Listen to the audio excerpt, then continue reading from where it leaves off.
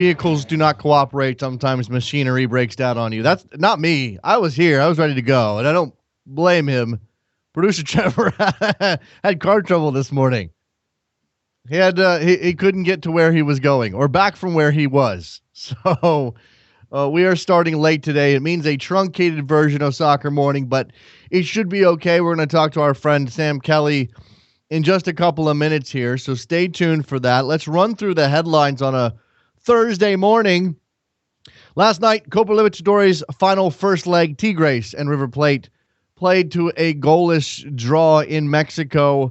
A little bit unfortunate for Tigres. They'd like to take a lead back to Argentina if they're going to become the first Mexican side to lift the Copa Libertadores trophy. We'll talk to Sam Kelly about how things look for River Plate on the other side. They are a club with a massive history, but they have not won this title in 19 years. In Major League Soccer exhibitions last night, the MLS All-Stars beat Tottenham Hotspur 2-1 at Dick's Sporting Goods Park in Commerce City, Colorado. Kaká scored a penalty. David Villa scored a very nice goal from a Kaká assist. Who else scored? Oh, Harry Kane scored for Tottenham Hotspur. A good goal from him. Completely abused Omar Gonzalez in a 1v1 situation. We had Brad Friedel yelling at us on the Fox Soccer, the Fox Sports feed. What else did we have in that game? Clint Dempsey attempted a Rabona. He had a fantastic ball from Kaká that Jossie's artist wasted. I'm trying to think what else was entertaining. I think it's time to change the format. At halftime of that game, Don Garber did address the issue of the format and said that they would have a process to blah, blah, something, resume, review, and maybe change. I don't know. Don Garber also, in response to a question from Alexi Lawless, a question that Alexi Lawless asked with a lot of vim and vigor and intent, said that MLS and Soccer United Marketing did everything above board. We're not part of the CONCACAF, FIFA scandal, etc., and so forth. Something about corruption. Don Garber said, no, absolutely not. We were not. Or he said 100,000%. He was sure that Soccer United Marketing and everything and those companies did everything above board. At which point, everybody on the panel, including Stu Holden and Eric Winalda, moved on and said that was good enough. The LA Galaxy have parted ways with goalkeeper Jaime Pinedo. Jaime Pinedo said something to the effect of his contract not being guaranteed and not having some stability, with the possibility of being traded or something to that effect. Essentially, he said that the contract he had with the LA Galaxy did not provide his family with enough stability, so he is out as LA Galaxy goalkeeper. The rumor is the Galaxy are working on a trade with Orlando City Soccer Club to bring Donovan Ricketts back to LA. Is Donovan Ricketts good enough to help LA to his second consecutive title? I'm not so sure about that.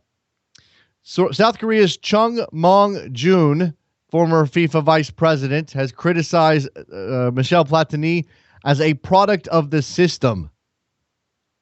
Chung Mong-jun said that it is time FIFA had non-European leadership. FIFA became a closed organization for Sepp Blatter, his associates, and his cronies, and I want to change that because, of course, Chung Mong-jun is running for FIFA president. He's an industrialist, major shareholder in Hyundai.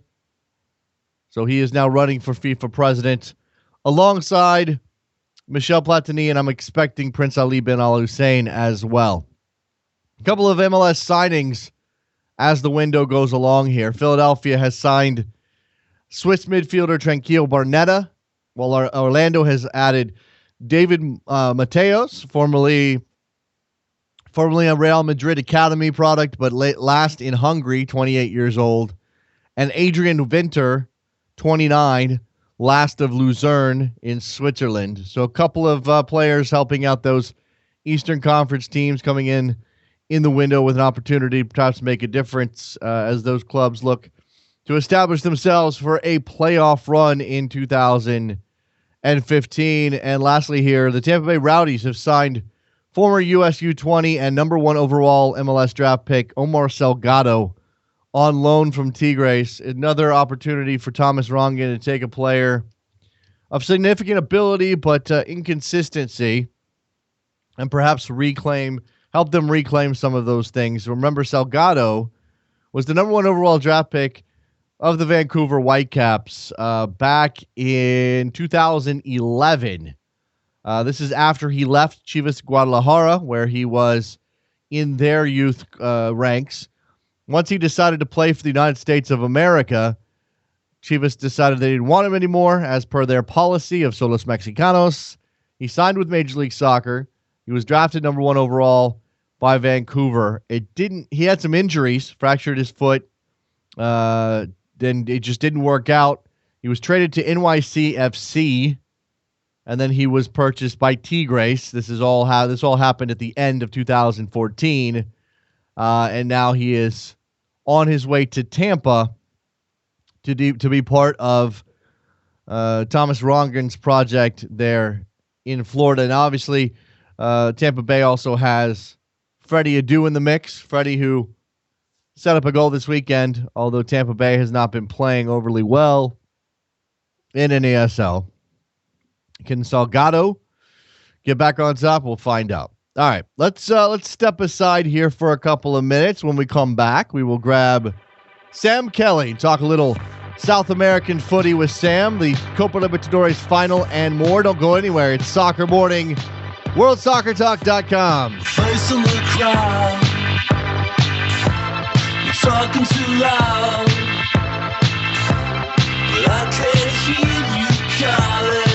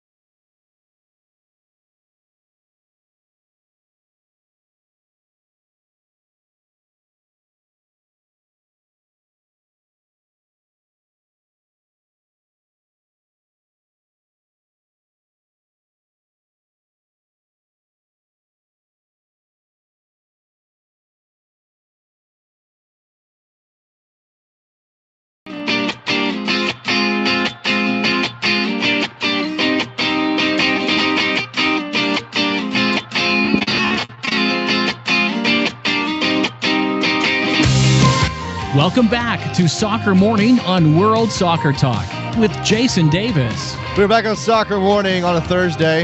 Again, apologize for our late start, but we will dive in right here with talk about some South American topics with our friend Sam Kelly, who joins us. You can follow him on Twitter. It's HEGS_com. Last time I checked, I believe it's still that. Sam, how are you? It is, Jason. How are you? I'm very well, thanks. I'm well. It's we grabbed you here with an opportunity to talk about a couple of different topics and range a little bit. Let's start with the Copa Libertadores final. You got a Mexican side in that final, Tigres up against a storied Argentine side, River Plate. Now, obviously, this is a big deal for Mexican football. In fact, they've gone so far as other clubs within Mexico are supporting Tigres in their bid to become the first Mexican team to win this title. First leg last night in Mexico. Any surprises at all? I was slightly surprised by the tweets from a lot of other clubs in Mexico supporting Tigres. Very peculiar behaviour, in my opinion. But there you go. I suppose it takes all sorts. On the match itself, I don't think there were very many surprises. It was expected to be very tight, not very much in it. These teams, of course, met twice during the group stage as well, and drew both of those matches. And both of them really have grown into the competition since then. Obviously, Tigres finished top of that group with a pretty impressive performance. River scraped through by the skin of their teeth, thanks in part to a Tigres victory against Juan Aurich of Peru in the final group match. And since then, River have really grown into the competition. They clearly, looking at the Copa Sudamericana last year as well, Marcelo Gallardo's River really seemed to have a knack for knockout football. Given that away goals, of course, don't count extra in the final, I don't think that River will be too disappointed with the result as it was, particularly given that for a lot of the second half, they seem to be really struggling with I'm assuming, with the heat, because they didn't get forward very much at all in the second half, and seemed to be hanging on a little bit. Now, in the return leg, obviously an advantage for River Plate, and that's certainly whether or not they managed to deal with the environment as well as they should have. It was clearly to their benefit to leave with a goalless draw, or to set this up for the second leg. And so when we get back to Argentina, what are the expectations there? Expect River Plate to push their advantage, or is this going to be another tight one that, are we going to conceivably see this go to extra time and penalties? I would expect River to get to try and get forward more. It's going to be interesting to see how they deal with the two injuries that they picked up last night. Tabaré Viudes and Rodrigo Mora, the two Uruguayans, both had to be substituted at half-time. Viudes, I think, we didn't have very much detail by the time I went to bed last night, and as far as I've found just before coming on air, there's not been too much more reported yet. But I think the Viudes injury is thought to be more serious. Mora might very well be fit for the second leg. But that's going to trigger a bit of a rethink for Marcelo Gallardo. Also, right back Gabriel Mercado got booked yesterday and therefore is suspended for the second leg, his third bookie of the knockout stage. So it's going to be interesting to see how River rejig the team, but I would expect them to be a little more adventurous in their outlook. And of course, it's going to be interesting to see as well whether Tigres remain as adventurous in their outlook when they're away from home, because they caused River some problems, particularly Jurgen Damm going down the right-hand side of Tigres' right wing, caused River some problems at the back. But away from home, it's going to be interesting to see whether they go forward as much. I would still expect it to be very tight. These are two very evenly matched sides who also know each other very well by this point. And so I don't think there's going to be very much in it. It wouldn't surprise me at all if it ends up going to penalties. Now, for River Plate, I mean, this is a club that's gone through some serious ups and downs over the last couple of years. As you mentioned, scraped by in the group stage to get to this point. Maybe tournament favorites, but it took a while for them to get going well enough to be here in the final. What does this mean for the club? I mean, I've certainly seen excuse me, my voice going out. I've certainly seen some comments about the the struggles and when the manager arrived, it was about relegation. Now it's about winning another Copa Libertadores title. Well, when Gallardo arrived, it was just 1 year ago, and so relegation had already been sort of banished by that point. Sure, but I mean, the specter of relegation was still hanging over the club, I imagine, after coming back up. Yeah, and particularly when the current board of directors were voted in, that was just 2.5 years ago, I think, 2 years ago. And River had come back up by that point, but they hadn't won any trophies. And that's what River Plate are about. River Plate are the most successful side domestically in Argentine football. They've won more league titles than anybody else in the country. And they needed to get back on the winning track. The whole slogan that Rodolfo D'Onofrio, the current River president, ran on during his election campaign with the club's members was River are going to return to being River. And the year after they got voted in under Ramon Diaz, they claimed the league title. Diaz then stepped down after a disagreement with D'Onofrio, and Gallardo was immediately brought in and, of course, claimed last year's Copa Sudamericana and has now got River into their first Copa Libertadores final in 19 years, whilst also maintaining a decent league title challenge because River are currently, off the top of my head, I think it's 2 points off the top of the league in Argentina. So all of a sudden, there's a much better feeling about the club, and it seems really strange to think that it's only 3 years ago that they won promotion back to the first division.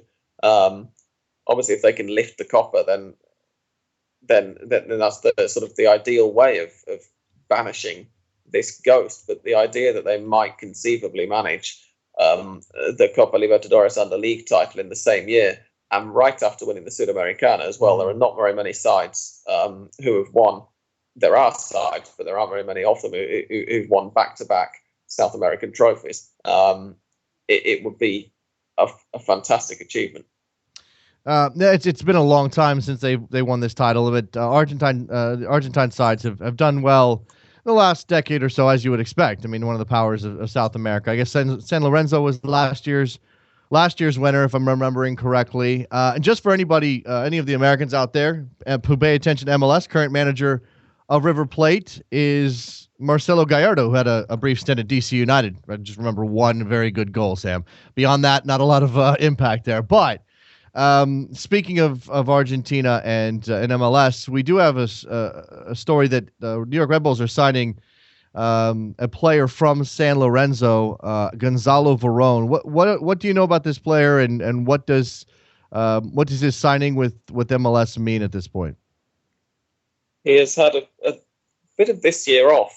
I think he had an injury. I'm not sure why, but I feel like I've seen a bit less of him this year than I did last year. But he's a decent young player. He's quick, and he likes to find space in wide areas. And he should.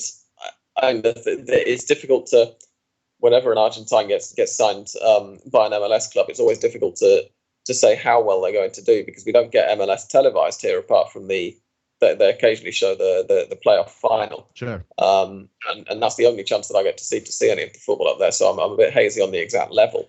But looking at some of the other players who've gone up to MLS recently and who I hear are doing well in the States, I would imagine that Veron's going to be a good signing. He is, as I say, relatively quick and decent out wide. And works well as part of the front three. So I would think that he's going to be that he's going to do quite well. So we'll see what that means. The Red Bulls are one of those sides there that has corporate backing and a lot of money, and certainly within the MLS context has made splashes before. Thierry Henry has been at that club, but they have taken a different tact and brought in some younger players, some more budget-minded players. Although they did sign Sean Wright Phillips recently, so we'll see how that goes. As we wrap up here, the last thing I wanted to talk about with you, Sam, briefly is there's news out that the CONMEBOL is going to take some steps to try to combat some of the corruption that's been rampant in the Confederation for years and years and years. They published anti-corruption measures yesterday. They're going to bring in an independent auditor. They're going to publish the salaries of the president, et cetera, et cetera. Rather than sort of go into all this new stuff, because I'm not sure that either one of us is an expert on this. Just from what you know and what we can what we know from the past, where have the issues for CONMEBOL come from? I mean, it's not as though they're unique in world football with corruption, but it seems as though some of the leaders of CONMEBOL have been specifically noticeably brazen about the way they've gone about this. I think one thing that's possibly worth bearing in mind, without wanting to go into too much national stereotyping, is that a lot of these guys who are the current administrators of football in CONMEBOL, and also, the current administrators of general life things in South America, are people who grew up under dictatorships, people who grew up under virtual police states, and people who generally just grew up when authority a lot of the time was operating with impunity. Nobody in this continent really trusts authority figures. To this day, nobody's expecting them to act like angels, and I won't say that nobody expects them to operate on to higher standards than they do, because of course some people do, but people sort of the people who wish that they would often feel like they're fighting a losing battle anyway. Right. And so, to an extent, I wonder whether these people just think that actually it's all right, that it's acceptable. When I say these people, I mean the head people at CONMEBOL. Sure. So I wonder whether there's some of that in it. But also, this is something that we've seen across world football governing bodies. Obviously, CONCACAF were heavily involved in the recent FIFA corruption scandals as well. I'm not convinced. We heard news yesterday that Michel Platini is confirming that he's standing, and that the English FA have offered their support to him. I mean, I'm not convinced that the English FA are showing fantastic moral standards there, because they were against Blatter. Mm-hmm. And in many ways, I think Platini is a bit of a mini Blatter from what we've seen of his rise in UEFA. And so I think it's something that's endemic to football administration across the world. But there's some kind of peculiar mix of brazenness and almost having been bred for the role coming through in the top guys in CONMEBOL. And I also wonder whether it's because there are only 10 associations, and therefore there are relatively few voices in there, and relatively few people wanting to stand up and say, hang on a second, should we just maybe take our hands out of the kitty money for 2 minutes or something? It's obviously a whole mix of things, and the book of history of corruption in CONMEBOL would be a very thick one, and I suspect a very interesting one to read. Yeah. It's something that again, all of these confederations and a lot of the associations themselves have to deal with. They have to figure out how to combat these issues, and with an entrenched leadership that's often very difficult to get out of there. Sam Kelly, HEGS_com on Twitter, Hasta el Gol Siempre, and the Hand of Pod. Fantastic stuff covering Argentine and South American football. And Sam, we appreciate your time. Thank you very much. Thanks for having me, Jason. Talk to you soon. Let's take a break. When we come back, we'll open the phone lines for a little while. Talk to you on a Thursday at Soccer Morning, WorldSoccerTalk.com. Stay right there.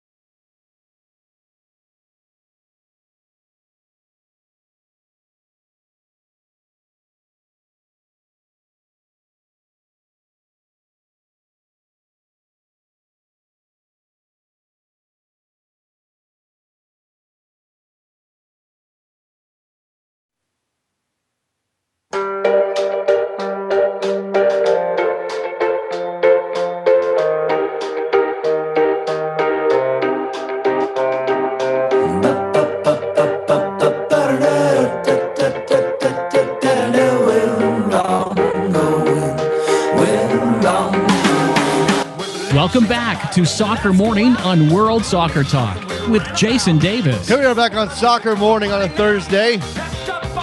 Taking your phone calls, 646-832-3909. I forgot. See?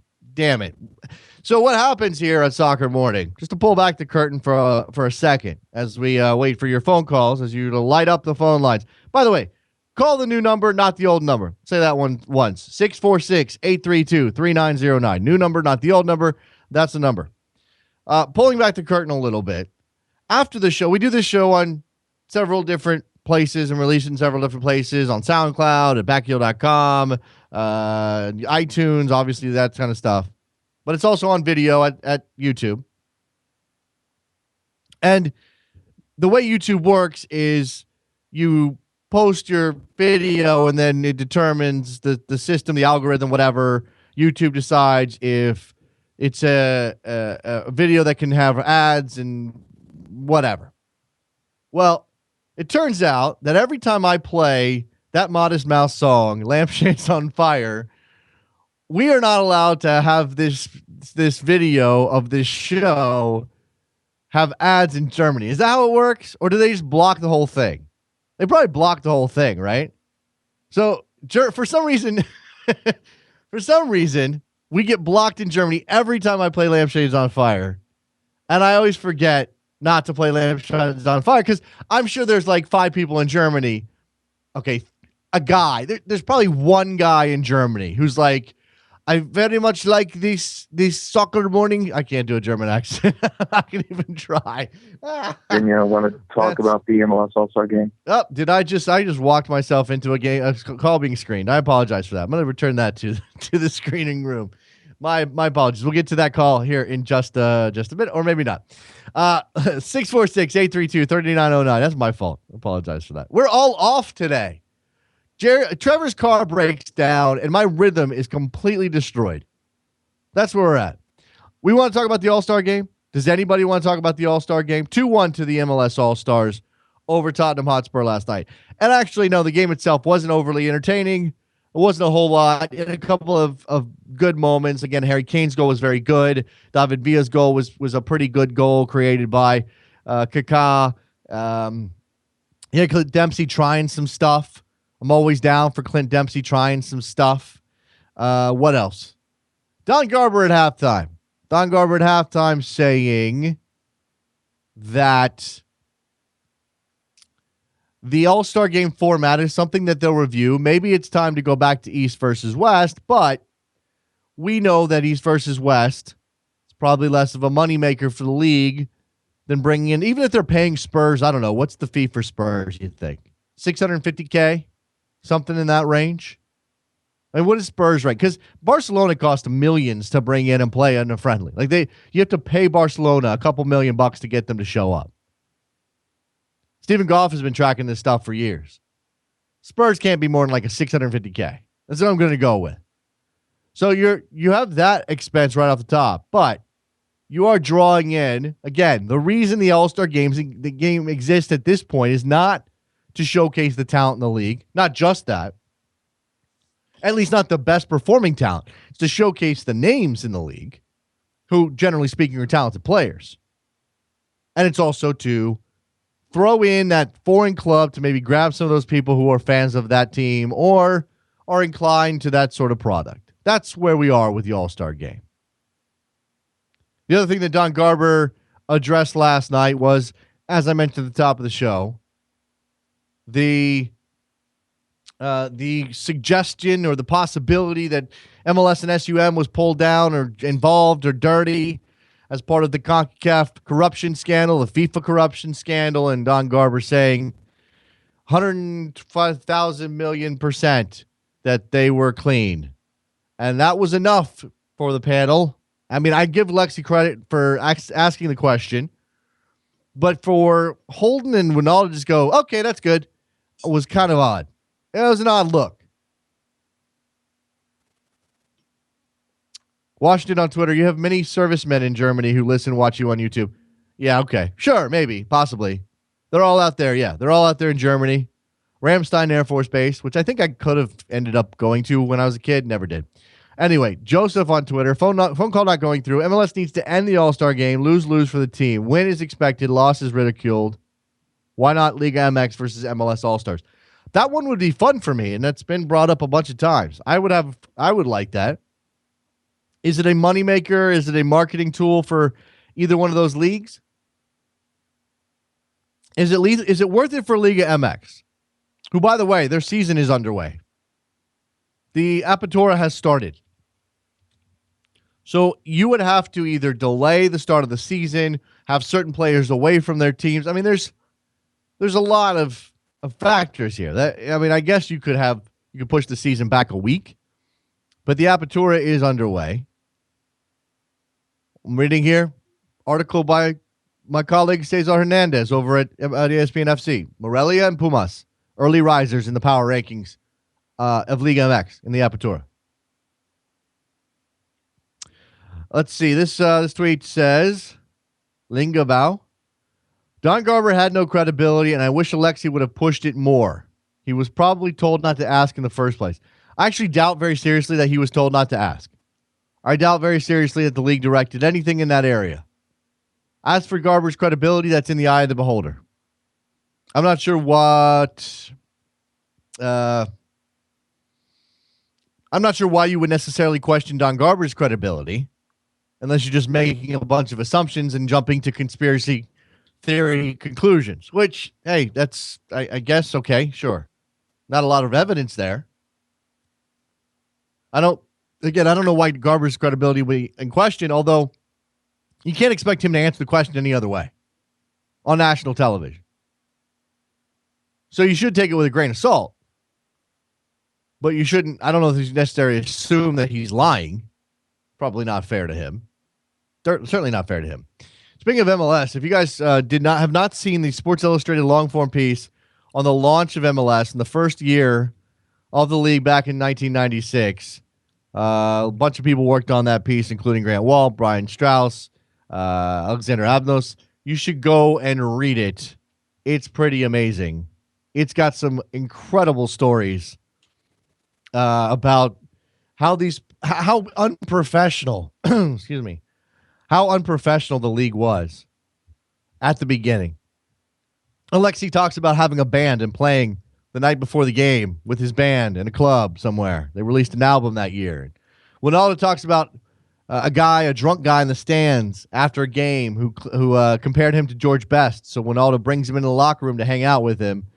And the guy proceeds to insult Laurie Calloway, head coach of the San Jose Clash at the time. They talk about the uniforms, the logos, the names, the mutant bat of the Tampa Bay Mutiny. Apparently the connection was mutiny and mutant. That's incredible. I did not know that wrinkle.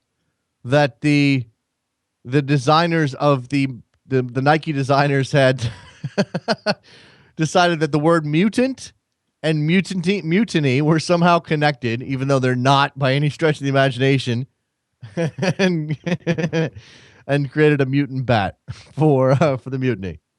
The one appearance of Thomas Rongen in the story. Wow. There's lots of stuff. In fact, here's a piece that just went up yesterday. That's called Outtakes, which I'm sure is fantastic because Brian Strauss has a bunch of stuff that didn't make it into the story. There's this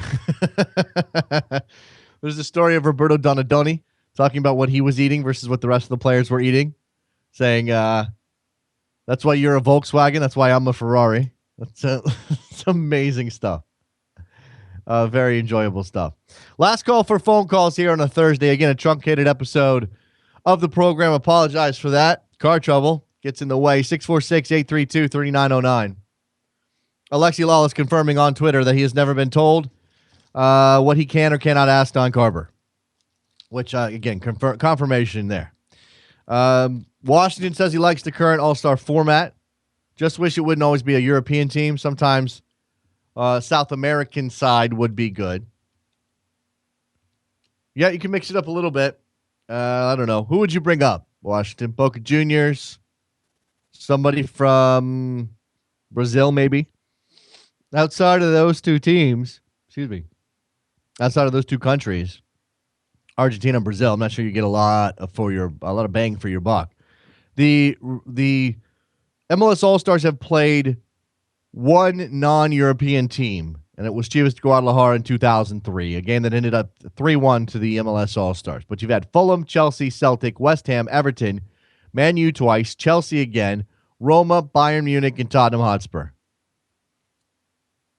Donna says, forget the All-Star game, beef up the U.S. Open Cup with more money and better media coverage. Those things are not mutually exclusive, but yes, of course. The U.S. Open Cup needs to be beefed up. There's no doubt about that. Let's talk to our friend from Seeing Red, the New York Soccer Roundup, Mr. Mark Fishkin is on the line. Hey, Mark, it's been a while. How are you? I'm doing all right. How are you doing today? I'm a little off. This seems like an easy gig, and I'm sure lots of people would trade places with me in a second, Mark. But sometimes you just don't feel right. You're it's just like playing a game. Your rhythm's off, and you're not putting in your best performance. But you're here to save me, which I appreciate. Yes, we all have our off days, Jason. You got to work through it. My comment was going to be about that amazing piece in SI, which was, I think, for a lot of relatively new fans of the league, a bit of an eye-opener. Oh, yeah. The one piece I wanted to focus on was a piece, I think it was Eddie Pope, who was talking about how the players were tired of being ridiculed by Sports Center anchors, right? ESPN was a broadcaster of the league, and you got the sense that at the time, Sports Center anchors were kind of having MLS highlights forced on them. I remember personally Keith Olbermann, when he was still there, talking about the Burn and the Wiz playing, and that being the urologist's dream game, right? Which was very clever. But it just got me thinking, 20 years on, I think any notion of an MLS highlight actually appearing as a highlight, as in, and tonight in MLS, right, the Sounders played the Timbers, and let's go to the highlights, just like they would do for probably any other game, really still hasn't kind of broken through. You'll see some today's best, or you'll see some top 10, our amazing Greladinho, Mike Grella goal versus Benfica was number one in the top 10, but 20 years on, I think MLS still has a considerable way to go until it's covered like any other major sports league in the national sports media. So I just wanted to kick that around. Yeah. By the way, the anecdote that you're talking about, this is in the outtakes that I just mentioned. Eddie Pope saying, I think for a lot of us, our first year was frustrating. This is probably anybody and everybody who was involved in the sport felt like they were making an investment in the sport on and off the field. A lot of people really wanted the league to work. We were frustrated with some of the media outlets and reporters, and I remember watching SportsCenter, and the only time they showed MLS was a blooper and own goal. Someone whiffed the ball. There was never a positive moment until maybe the final, but ESPN was not kind to us at the time, and that was frustrating for all the players. A lot of the guys were starting and playing and making our living that way. We're supporting a family, and I think we felt a lot of people just weren't getting it. You'd hear some of the games that were on TV, and the guys would talk about, oh, look at that shot. That's like they're throwing a curveball in baseball.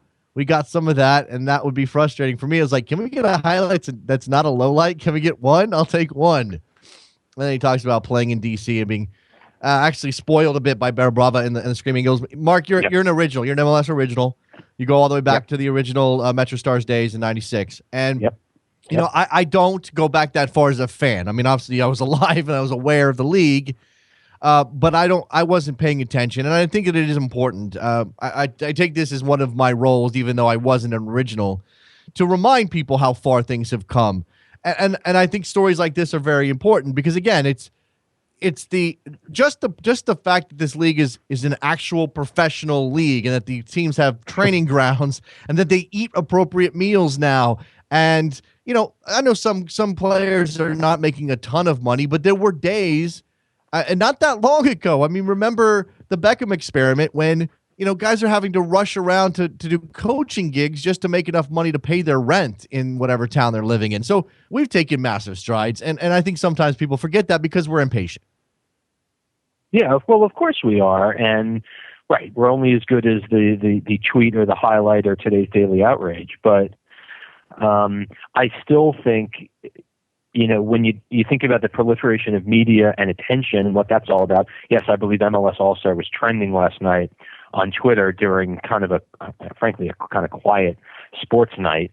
But I think for mainstream media acceptance of this league 20 years on, it still really matters what city you live in, right? Yeah. You're in Salt Lake, it's a major league sport. You're in Seattle, Kansas City, it's a major league sport. But a lot of the MLS 1.0 teams, especially the one I support up in Boston, or even down in DC, frankly, 20 years on, do not get treated in those markets as major league teams. And so on the one hand, you have people that are like, oh my God, there's been so much fantastic growth.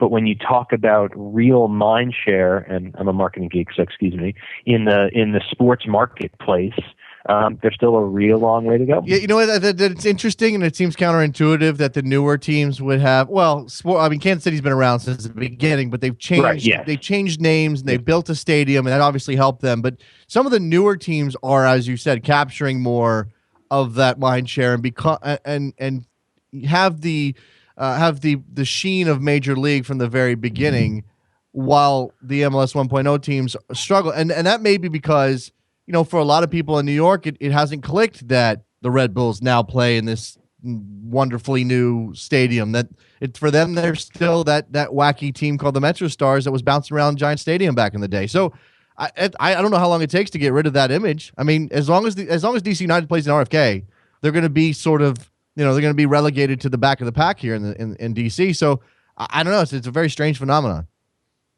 I can't believe you said relegated, Jason. It's a good word. They're circling already. It has different meanings. It has different meanings. Uh-huh. All right, anyway. Mark Fishkin from Seeing Red. Go find it at backheel.com. Mark, appreciate the time. Thanks a lot, man.